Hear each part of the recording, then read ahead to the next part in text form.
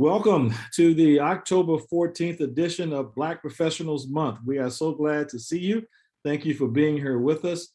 And we are here to celebrate Black professional excellence, to convene, to gather, so that we can connect, collaborate, stand up, step up, stand out, and break through the higher levels of and higher roles of leadership, as well as create sustained wealth. Ladies and gentlemen, I am pleased and honored to be able to introduce and present to you the Rear Admiral Sinclair Harris and also Janice Haith, both retired from the U.S. Navy. And I am going to introduce Rear Admiral Sinclair Harris, who is a Senior Client Relations Executive for the defense sector with LMI. His Navy service culminated as the Vice Director for Operations to the Chairman of the Joint Chiefs of Staff. During his distinguished 34-year career, Rear Admiral Harris led joint, combined, multinational, and interagency organizations across all aspects of defense, including full-spectrum operations, program management, strategic planning, and execution. He also commanded the U.S. Fourth Fleet, leading U.S. naval forces assigned to the U.S. Southern Command. Numerous journals have published his articles on surface warfare, combat logistics, irregular warfare, and leadership. He serves as president of the National Naval Officers Association, national vice president of the Navy League of the United States, and on the boards of directors for the Naval Historical Foundation and the Navy Marine Corps Relief Society. He is also a member of the Blue Star Family's Racial Equity and Inclusion Committee. Sinclair earned a bachelor's in economics from James Madison University, a master's in operations research from the Naval Postgraduate School, and a master's in defense and strategic studies from the University of Madras in India. With him today is also another, as I mentioned, retired Navy officer, Ms. Haith, retired from the Federal Service February 2017 after 34 years of working in various federal and DoD agencies. She joined the Oracle staff as Senior Director of Strategy and Business Development in June 2018. Subsequently, she was appointed to the position of Strategic Client Director, Navy Marine Corps, and prior to that, she was independently consulting in the Washington, D.C. area. She was appointed as a member of the Senior Executive Service in August 2004 and retired from the position of United States Navy Chief Information Officer, Civilian Executive, to the Deputy Chief of Naval Operations for Information Warfare. In this position, she was responsible for all CIO matters related to the U.S. Navy. This included cybersecurity governance, enterprise architecture, cybersecurity, technology efficiencies, commercial enterprise, cloud services hosting, and the Klinger-Cohen Act policy and compliance. She belongs to the Sustained Mentoring Program for BIA and mentors local high school students in science, technology, engineering, and math, and career opportunities in public. She is a member of Delta Sigma Theta Sorority, Inc., the Links Incorporated, the Society, Inc., Board Director for the Worldwide Assurance for Employees of Public Agencies, Intel Corporation, Federal Advisory Board, Intelligence and National Security Alliance, Cyber Council, and the Advisory Council for the Armed Force Communications Electronic Association, DC chapter. And if I might say so, that both these two distinguished, accomplished professionals, their bios were a mouthful. And I'm glad that I got through that without stumbling too much, because all those different agencies, but I also wonder if I had the right clearance to be able to even read your bios. So we like to have a little bit of fun as we have these sessions. And so we're family, and but in all seriousness, we are really honored to have both of you here with us today. And so I am going to turn this over to the two of you. And the next voices that you hear will be from Janice and Sinclair. Well, thank you very much. Really appreciate it. You know, every time I hear my bio, I think my mother would be proud and my teachers would be shocked. So thank you much. I'm with Janice Haith, good friend of mine, longtime colleague in DOD, and now that we're both in the civilian world. And I thought it would be a good way to talk about, you know, diversity, equity, and inclusion in the sea services by bringing in somebody who has much experience and knowledge as Janice from the civilian side, and make sure people understand the fuller picture of opportunities and challenges that there are working in the Navy or the Marine Corps or Coast Guard or any of the military, quite frankly, but our experience is primarily Navy. I had 6 tours in the Pentagon, so I can only speak through PowerPoint. So here we go. It's not a long brief, but I think it will help inform those who are not familiar with what, and I thought I had it, okay, here we go. We're not familiar with what DOD looks like and what the Navy and Marine Corps look like for African Americans. So today, it's pretty good in spots.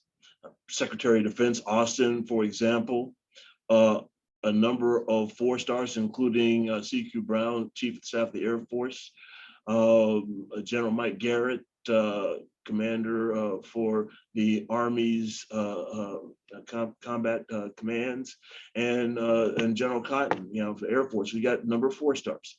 Not as many as we've had in the past, but some high-ranking folks, and then other leaders, on the bottom, senior officials in the uniform service for each of the services. Admiral Fuller, the Inspector General for the Navy, Mike Langley, who is running Marine Forces Command, and then Mike Johnson in the Coast Guard.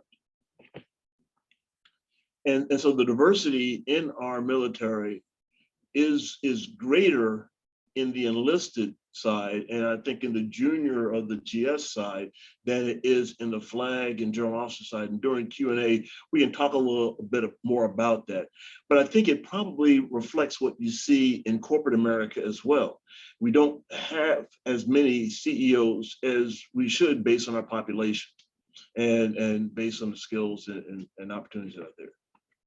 So if you look at from the uniform side, active duty reserve side, you will see that, Air Force, 15 out of every 100 airmen are Black or African American.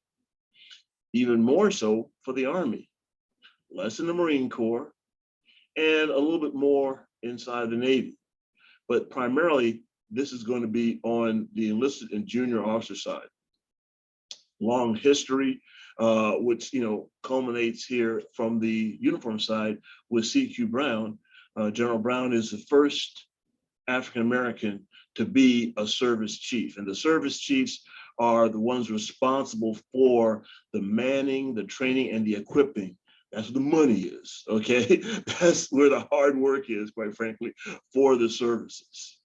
Again, a greater percent of the enlisted force is diverse, and quite a good mix if you look at it from the senior enlisted on down.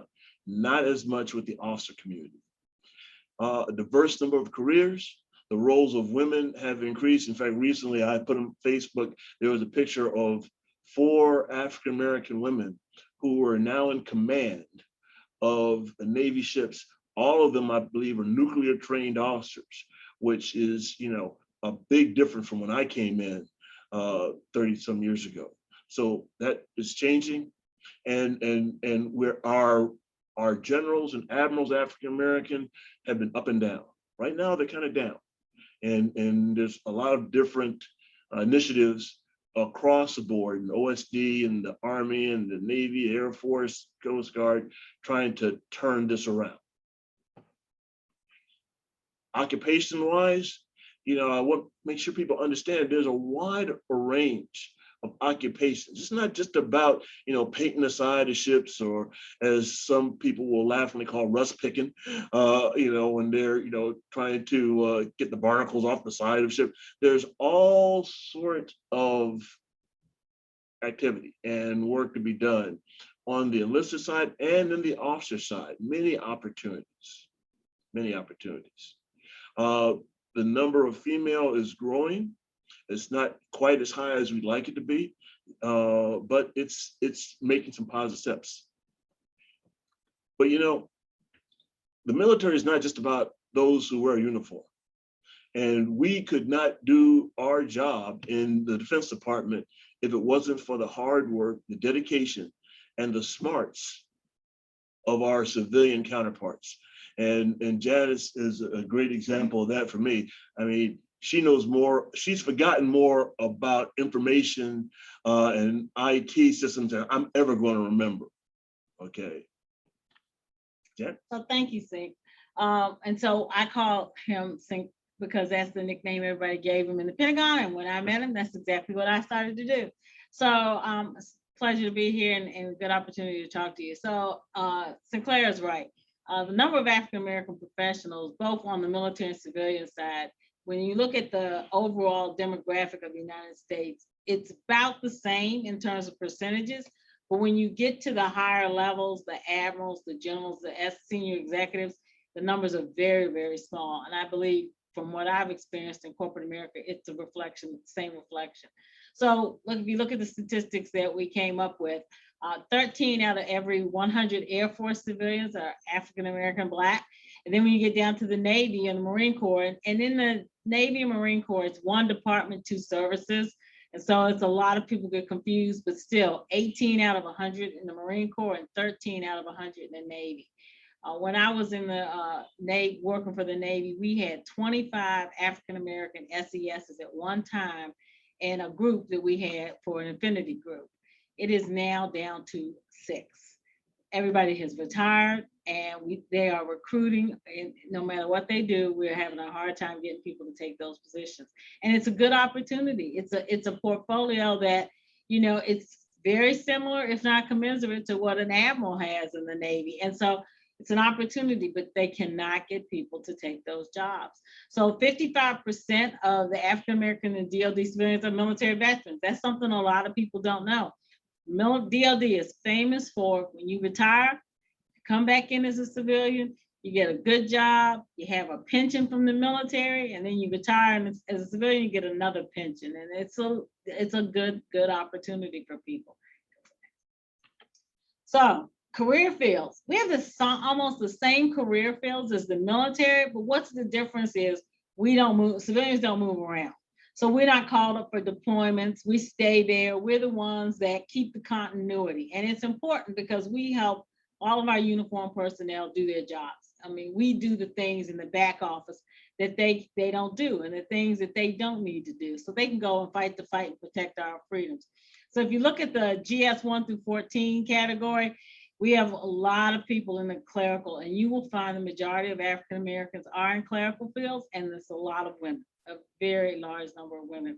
Healthcare is another popular area. We have lots of doctors and nurses in medical, but we have 4 branches of service with 3 medical, I guess you could say 3 Kaiser Permanentes. That's how I look at it. Each of the services has their own medical, and Sinclair can tell you it's different.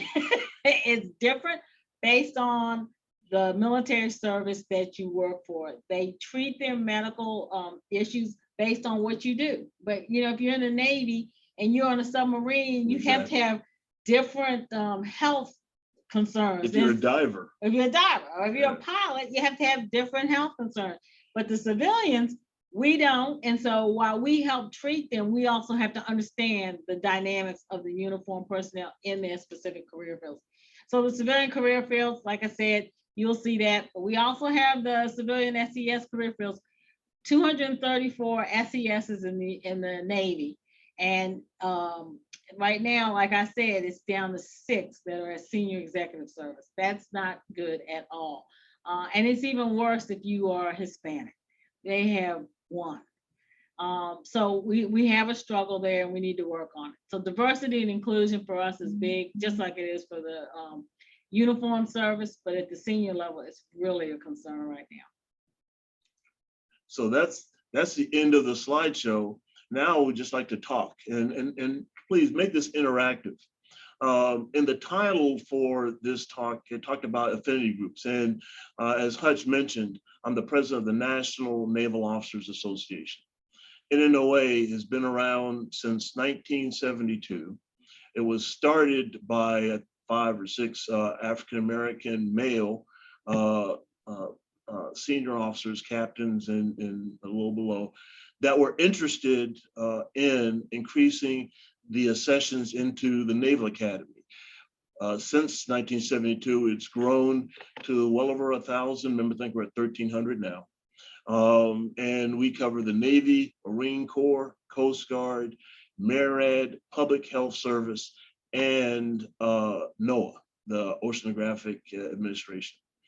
And what's the goal? In all these organizations is to increase the diversity, the inclusiveness, and the equity inside, and make it so that we can rise up a greater number of uniformed and civilians inside of the sea services by what? By recruiting, going out to the places where they haven't recruited traditionally before, by retaining, by doing the teamwork, the collaboration, the things that Hutch mentioned earlier. For the business world, we're trying to do that inside of the sea services, and by career development, by learning from each other. Every year, in fact, this year we're having our 50th anniversary, next year we're having our 50th anniversary in Annapolis, and we're gonna bring together an all-star cast to celebrate the 50 years, but to look forward and to continue to encourage that collaboration, that coordination, that networking, that as you get more and more senior becomes ever so important. I did 6 tours in Washington, 5 in the Pentagon, 3 on the Navy staff, 2 on the Joint Staff. And the first things I learned, this is why Janice and I are good friends, and I'm good friends of all my SCS friends, all of them. I learned out who knew what was going on. And it was the senior GSs and the SCS, because they, like Janice was saying, well, they were there for the whole time. So if you could go buck up against them, or you can learn from them and work with them and probably make some progress. I'd rather do that. And that's why I continue to keep up with them even to this day. Right, and I would say the partnership that we have with the uniforms is integral to the success of what they do and execute. You know, I had a large civilian staff, but I had military on my staff. My deputy was a military officer, and it was our job to ensure that whatever he had when he needed to go out on that ship, he had it. Whether it was an IT aspect, whether it was the food that they eat, whatever it is, we have to do that. And so if we don't work together, then we're not successful collectively as the military environment. And it's important that people understand the career opportunities are great, but if you know, a lot of people that retire from DLD, especially in the Washington, DC area, we're good examples of it, we all get jobs in corporate America afterwards, right? So if you look at the pay scale of a military person or a civilian, executive or a junior person, pay scales aren't the same with the corporate America. So people go back and they try to make up for some of the income they lost while doing their public service. And that's a big thing that a lot of people have. It's not always about not getting satisfaction out of the job. We get the satisfaction for doing public service, but then you want to come back and take a step back, and it's different. It's a different environment. It's not as stressful. And we both worked at the Pentagon, and we know it can be an interesting day. Every day at the Pentagon is almost a crisis. You know, I used to say that the reason why the hallways in the Pentagon were so wide is that so the eagles couldn't bounce into each other too often. That would be true. That would be true. So a different dynamic, but I would say this, that the civilian sector and the military sectors, the lines of business are very much aligned at the end of the day, except for one, which is warfighting. Military war fights, but all the rest of the lines of business, DOD has. Yep. And so every career field is representative there. And it's probably the one entity in the United States where you can say that, the one entity. You see why I brought her on board for this conversation? So let's go ahead and make this interactive. Come on, give me a question, anybody. This is Zoe. I have a question. Oh, sorry, Denise, go ahead. No, go ahead. I'm glad, go ahead. No, I was gonna ask, I'm from corporate, so excuse my corporate. I'm curious as to when you say recruitment and there's problems of getting people applying for the roles, especially with the attrition. I'm curious, has the interviewing process changed? So I know you did the recruiting, you did the retaining and the development, but my curiosity is, has the actual interviewing process been scrutinized? Has it been changed? Has the questions been changed? Has the qualifications been changed or at least reviewed, and kind of what that looks like right now, or where you see it moving to? So I'll speak from the uniform side. There's been a lot of movement in the deeper dive into how we recruit, where we recruit from, and what we're asking of folks. There were years when the SAT scores were so high, we couldn't get anybody, of color just about, unless they were a genius, and they were being, IBM and everybody else was trying to get them at Harvard and all that. So we've taken a stronger step toward that.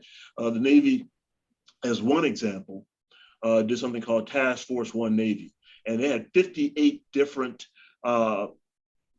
ideas and concepts that came out of there, and a number of them had to do with re-looking at the recruiting requirements, looking at what we can do to incentivize folks, what we can do to better prepare folks going through prep school. And one of the things my organization NNOA does is we do scholarships. We have funds that go to help young men and women of all colors, of all races, of all genders, go to prep school in order to they can SAT prep and doing the things to try to balance that out. So there's been an improvement in where we're going, and Dennis Velez is our Chief of Navy Recruiting. He is very active, especially going after Black and Brown, Hispanic, African American, and reaching out to affinity groups like mine in a way.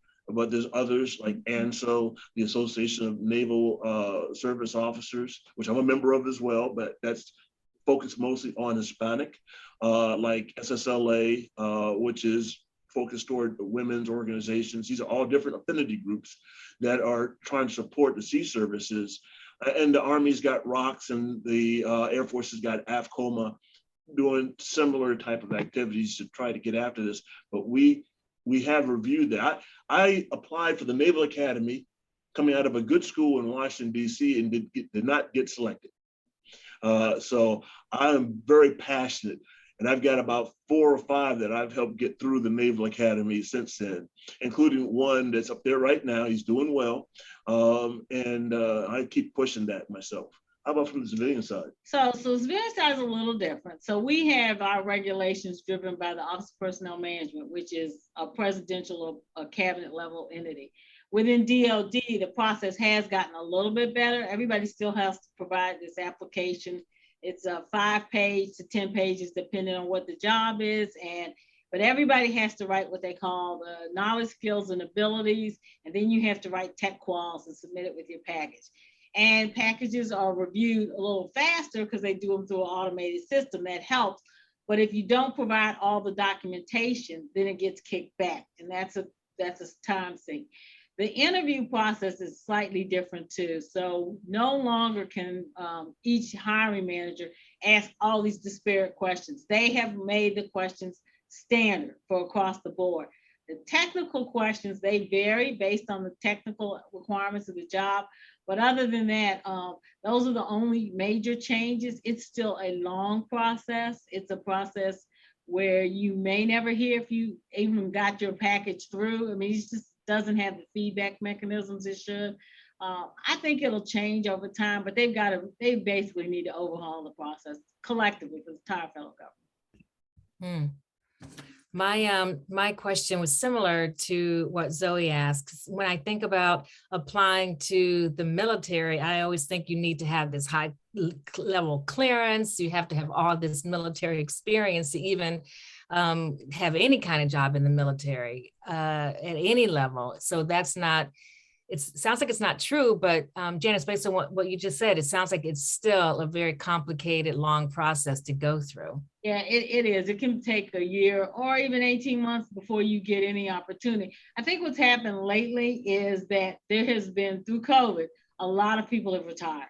And as those retirements have happened, people have been able to get in the door. But the benefits that came when I first started versus what they give now, they're not the same. They actually mirror more like corporate.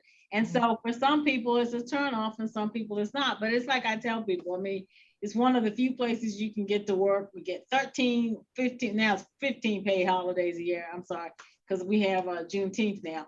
15 paid holidays a year. You know, you get leave, you can carry it over indefinitely. You get a bonus every year. You get a salary increase every year, unless Congress doesn't do it.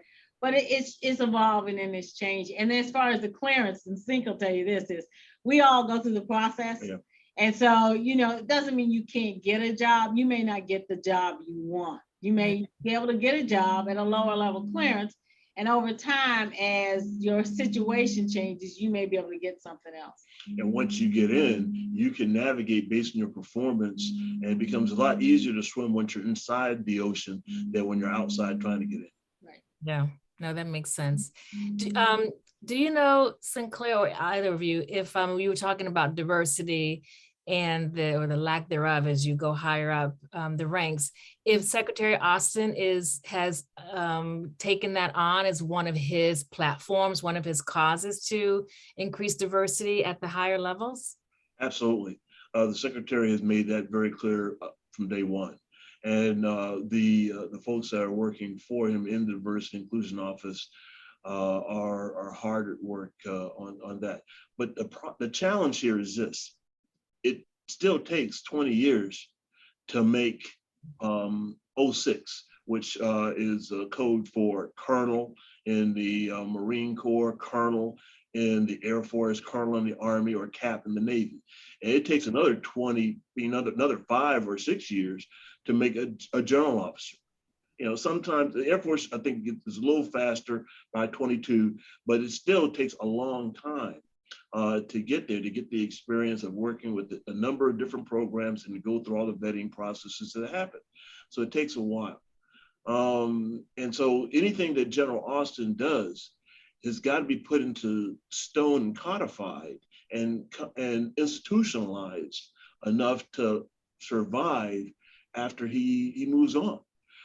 Because it still takes that long. And this is, again, where the affinity groups, I think, come in, because they help encourage and inspire, hopefully, and have role models to try to hang in there. You can do it. You can do it too. It's important. And it'll be important. We just had the fall gathering, which was a group of retired and active duty military officers, admirals, generals, SES, senior executives that got together. And it was a great bonding experience because we've all been through similar challenges. It was very well done. And 30 years, this is the 30th anniversary of it, but it takes a while. And I would say for the civilians, it's similar. The Navy has an affinity group for civilian executives, and we include the Hispanic population also. And it's trying to it's a different mentality for the under 40 crowd, so to speak. You know, they look at the long hours you put in and you know, we used to run up and down the halls of the Pentagon, you know, you're doing all these tasks and some of them don't want to do it. They just don't want, they want a basic 7:30 to 4, don't want to have to answer anything at night. They don't want to have to carry a device. The BlackBerry used to be the thing, now it's whatever you have.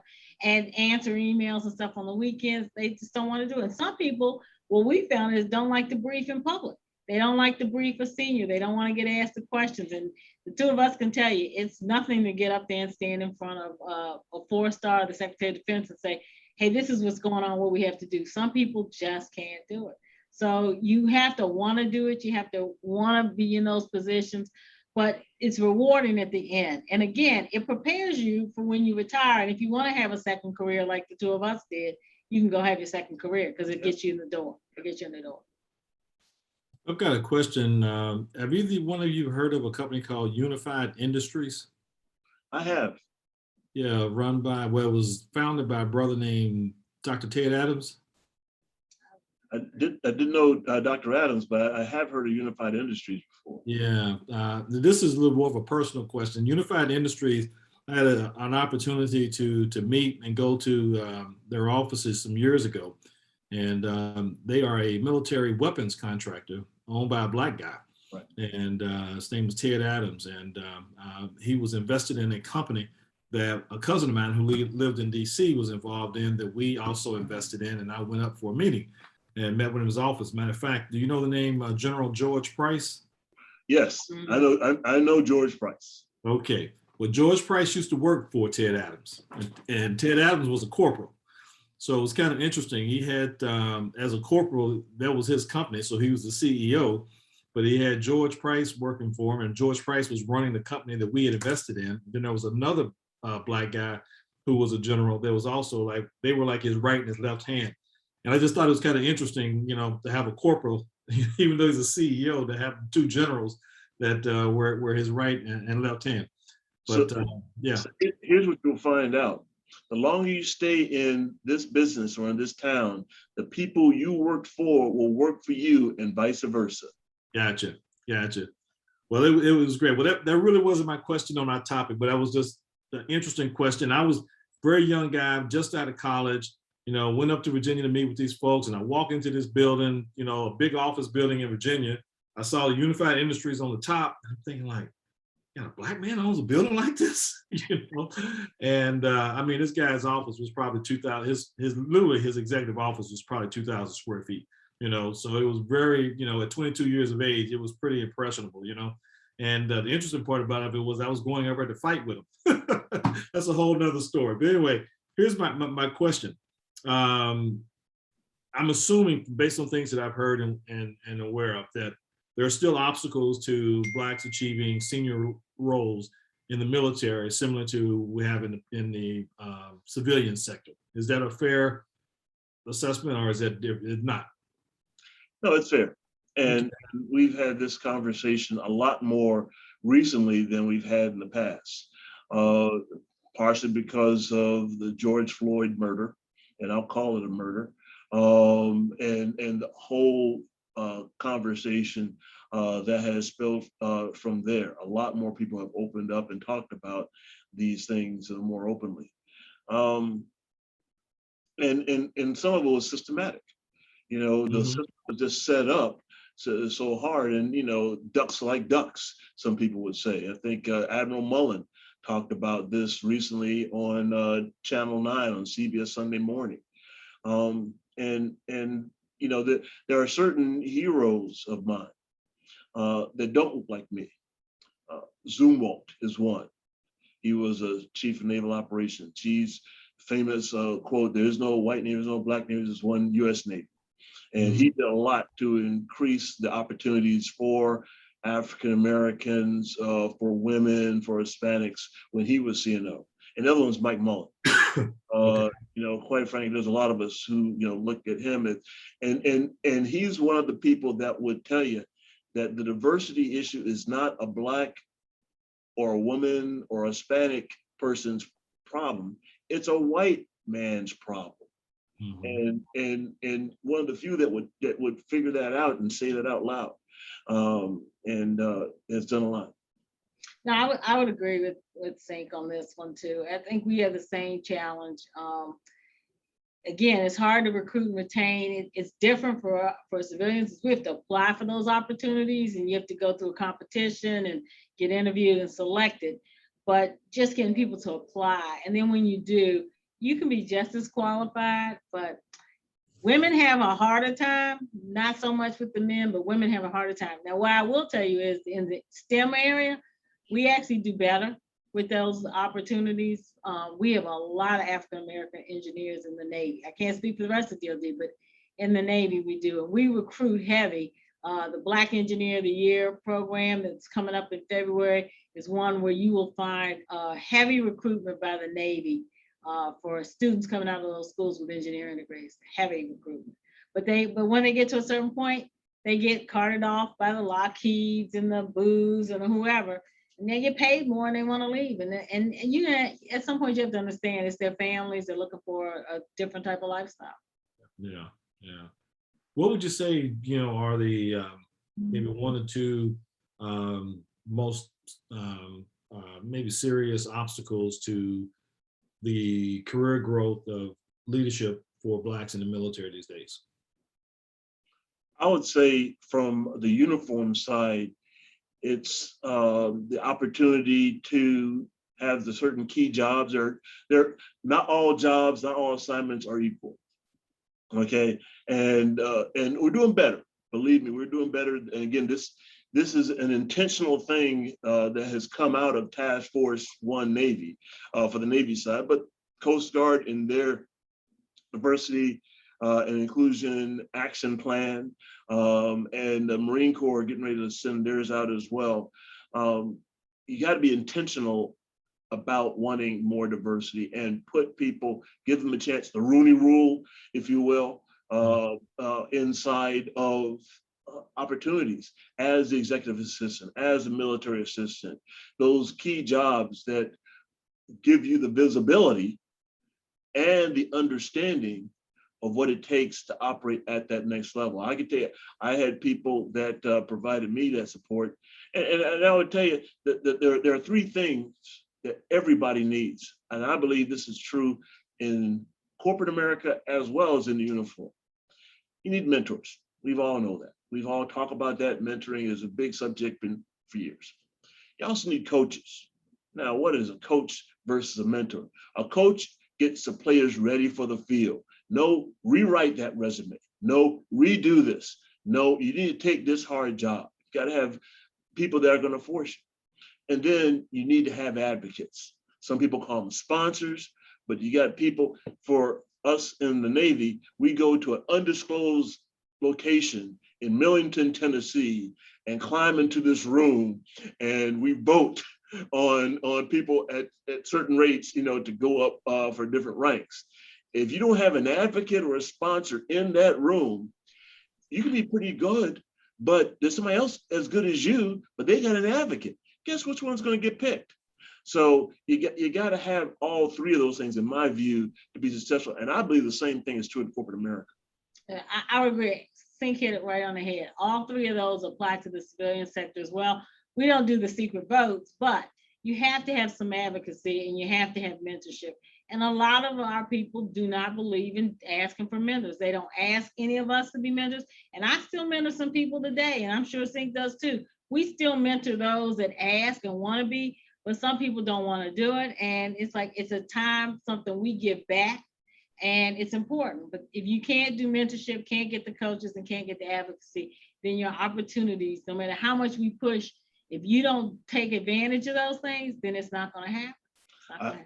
I always say that, you can take a horse to water, but it's hard to drown him. Okay. And why, gents, why do you think they're not asking for it? Because again, I would say this, when we all learned mentorship in DOD, they gave us a process to do it. And so it requires some homework on people's part. There was some research, going to events and activities, like participating in an event like this, whether it's tied to DOD or not. You're talking about things that they should know, things in their toolkit that they need to have, and they don't want to listen to it. And to be frank, if depending on the age group, they think they know more than all of us. So, you just fight that battle. Yeah. It's funny, you mentioned something. I had a conversation with a global diversity and inclusion head for a major company a couple of days ago. And you said about there's no vote, as Sinclair was talking about in his other scenario. And I don't say this to contravene what you said, but one of the things he said was, what we sometimes don't understand is that we can get voted off the island and not know that we got voted off the island. You look up 2 or 3 years later and you're thinking, that you're in the game, but you realize that everybody that goes in the game with you at some point has left and gone up, and you're still here. And that's because somewhere along the line, somebody decided that you got, not necessarily in a vote, but you're not the one that's going to go, and you end up being stuck there. And if you don't have the relationships, back to what you were talking about, someone who can pull. When I was in working for IBM as a young guy in college, and then right after I came out, I had a systems engineer pull me aside one day and told me about this white woman who was bad mouthing me, you know, and if I didn't know that, and that he had not have told me, I wouldn't have been able to adjust my behavior in order to deal with her. And the reason why she was bad mouthing me, and she was bad mouthing me because there was the white boy that was in the same class that I was in, that every time they asked somebody to do something, he was always volunteering to do it. So everybody was like, hey, yeah, you know, Dan's a great guy. You know, he's always asking to do stuff. But he asked me if I could do it, I would. But if I knew that I couldn't do it, I would tell you no. Stupid me. What we found out was Dan was grabbing everything. Then he come back to us and said, hey, can you help me with this? You know, so everybody thought that he was the great guy. But I learned that there is a game that you have to be aware of that you play in that whole corporate thing. So also everybody would come to you and say that thing needed to be done yesterday when truly it did not. And so you had to learn how to figure out, oh, I got it. And then you figure out, okay, which one of these things really have to be done now? Which one can I do tomorrow? But you always want to be seen as somebody who was willing to step up and help. And it wasn't about meritocracy. It was really about, you know, the whole politics of learning how to play that cultural game. And that's where that mentorship, that coaching, that advocacy, critical piece. I always like to remind people that, you know, what makes one person different from another in terms of being successful is whether they have drive. And what is drive? You got to be determined, okay? Because you're going to get knocked down, but you got to be able to get back up and drive towards something. You've got to take personal responsibility for yourselves, for your work area, for the people that are working for you. It's got to get personal. You've got to have integrity, all right? You have to have integrity. You got to be able to look at yourself in the mirror. What does the Bible say about vision? You know, for lack of vision, it falls. And the E can either be energy or education, but it's got to be one of the two, or probably both. Okay, you got to be smart enough, and if you're not, work harder. Okay, to be smarter, but you got to give that positive energy. You got to get moving out there. I got qualified. I'm very proud to say I was qualified as a surface warfare officer. I got my water wings pin on a nuclear cruiser, and I was not nuclear trained, as an ensign on the USS Long Beach. And the reason why wasn't because I was the best ship driver, wasn't because I went to the Naval Academy, wasn't because I was the cleverest or best looking guy on the ship, but every time there was a special evolution, I was there. I had my book to get qualified and signed, and I would get more opportunities that way. I don't know what other people's problems were. I heard the same thing on the loudspeaker that everybody else did. I just showed up. Gotcha. Well, I have one more question, maybe before we wrap up. Do you, either of you, watch NCIS? I have watched it, and it's like kind of like a lot of TV shows. It's really great screenplay written. It's what they vision, but it's not the reality. Yeah, if you want to see the reality of the Navy in a TV show, go watch old episodes of McHale's Navy. That's closer to the movie. I got it. I remember that. Yeah. Yeah. Ernest Borgnine, I think, was in McHale's Navy, if I remember correctly. And he actually was in the Navy. He was? Okay. In World War II, yeah. Yeah. Awesome. Well, you know, Denise Sinclair just somewhat co-signed and doubled down on what you were talking about, I think yesterday, right? When we had Young Black and Professional with Dr. Dez on. And a young lady who Dr. Strickland is she's in the healthcare industry. She's also in HR, but she has started a company called Young Black and Professional, and she's helped over 600 young Black professionals over the past several years with their career growth. And so we brought her on to do a session yesterday, and the woman's energy level is just off the chain. I mean, she was almost jumping out of the display coming at you, you know, there's just so much, if you will, passion. And Denise commented on that and told her how much that she knew that was a real asset of hers. And you're saying the same thing. Yeah. Yeah, we need to see more of that. And yeah, which is why I'm sure her coaching is so effective, because she exudes that, she spreads that. And she did say, yes, she did say that it does help. Yeah, it does help. Well, I've also brought it up too, Janice, to tell you to keep hope alive. As long as we've got young people like, Dr. Des, doing her thing and showing that type of thing. And I want to share something with you all that we're going to do. And I want to pull you guys back in as we go through the month and get into, the rest of the year. We've got this Global Black 100 that we're going to recognize, but the recognition and the honor is great, but what's going to happen afterwards is a leadership and coaching program. And so my company, ICABA, has a program that's going to take these individuals and match them up. So the 100 will be broken down into groups of 75 and 25, 75 senior leaders, 25 emerging leaders. When Black Professionals Month is over, we're going to match them up. So there's three senior leaders who will be coaching one emerging leader. Okay. And we'll do that for 12 months. And then during those 12 months, we're going to pull on people like yourselves, other folks that we've met through Black Professionals Month, other people that are in our networks, that's in Denise's network and other folks, to come in once a month and just address different issues. And so I love the way some of the things that you were just talking about in terms of helping people understand the need to have a coach, an advocate, and the difference in what the roles are, and so people can really understand that, because sometimes we have not, because we not only ask not, but sometimes we just don't know, and that old saying when people say, if you believe it, that and you work hard, you can achieve it, is absolutely true. But I believe on the front of that, you got to put, if you can conceive it, because if you can't conceive of something to believe in, it never happens. And I think one of the things that we have to do is to be very intentional, conscious, and strategic, and intentional about helping folks to conceive of the possibilities that maybe they had no idea were there. And once they begin to conceive that there is a possibility of something that they didn't know that was in their reach or beyond their grasp that they can go fight and get to, then sometimes, their trajectory changes and their aspirations, rise. Absolutely. Well, I tell you, Hutch, I'm looking at the clock on the wall, and I know that at least the time that you had given me is coming to a close. But I really appreciate the opportunity to do this. You and Denise, again, Johnny, made it just so easy for us, and I appreciate Zoe and Lisa. You come up a couple of times, and then you went back and hid from us on camera. But we appreciate your listening in. All right.